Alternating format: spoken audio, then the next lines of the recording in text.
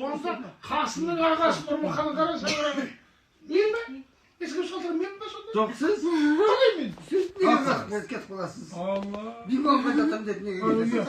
Bu bilmemge жатқан bir әңгіме ғой. Мына екінші әңгіме қайда? Ойбай Қасымның қара шаңырағы бірледі деді. Рас па? Рас. Ойбай Құмардың қара шаңырағы қабден деді. Рас па? Рас. Ал енді ана ақсақалдарды аталарыңдан 90-ға келді. Нұрмұхан әкеміздің ағасы, Құмардың тұңғышы жоқ па? Солай ма? Соған апырмай қойған мен бе? Soyun yaparız dedi. Yüzü dayandık dedi. Үйді дайындады деді. Мен қонақ үйге жаттым. Қонақ үйге жатпаса болмай. Біз оңашүйге жатсақ па, Нұржанымыздың үйі қайда дедім.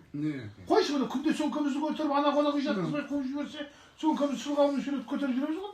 Нұржанның үйіне барайықшы деді. Çıktınız mı? Айттым. Yer parası mı? Кімнен сұраңызшы? 17 parası mı?